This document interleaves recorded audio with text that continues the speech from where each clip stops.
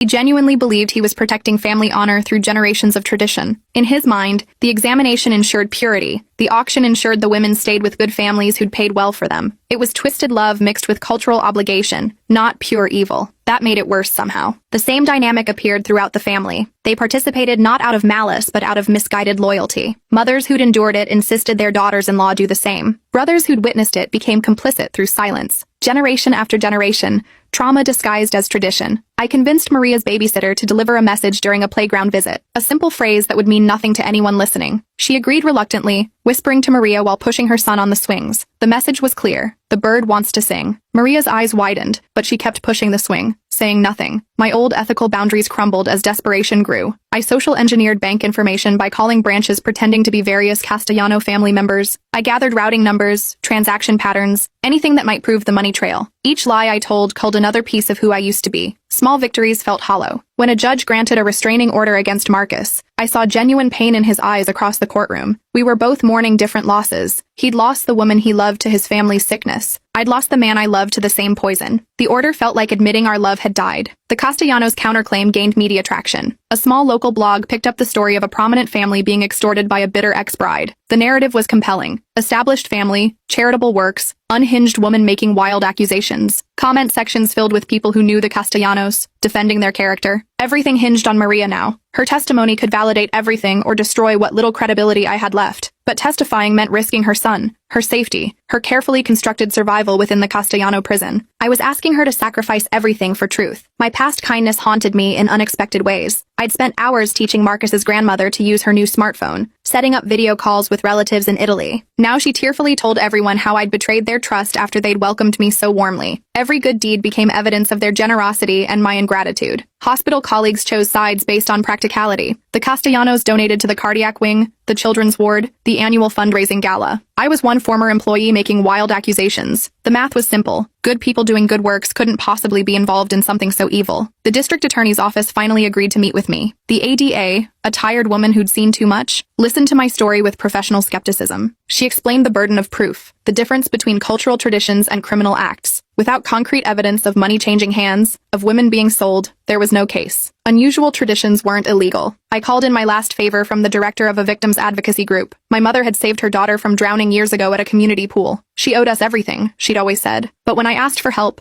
she offered only a lawyer referral and regret. The organization couldn't risk its reputation on unproven claims. Discovery in the civil suit revealed painful truths. Mrs. Castellano had known about the trafficking, but stayed to protect her children from worse fates. Other families in their circle had darker traditions, more violent outcomes. She'd chosen what she saw as the lesser evil, sacrificing herself to save her daughters from worse. Maria had been documenting everything, just as I'd suspected. For 23 months, she'd gathered evidence while living in terror. USB drives hidden in her son's toys, photos cached in obscure cloud folders, recordings made on burner phones. She'd built a case while smiling at family dinners, knowing one discovery meant death or worse. During a supervised visit with Maria's son, I felt the weight of something unusual in his teddy bear. My fingers found a small USB drive sewn into the seam. Maria had been watching from across the playground, her eyes pleading. I palmed the drive, my heart racing. This was the evidence we needed. The USB contained everything. Financial records showing payments from family investors exactly 13 months after weddings. Photos of meetings with potential buyers. Audio recordings of negotiations in Italian and English. Maria had risked everything to compile this proof. I learned that some women chose the auction over divorce. Leaving meant losing their children,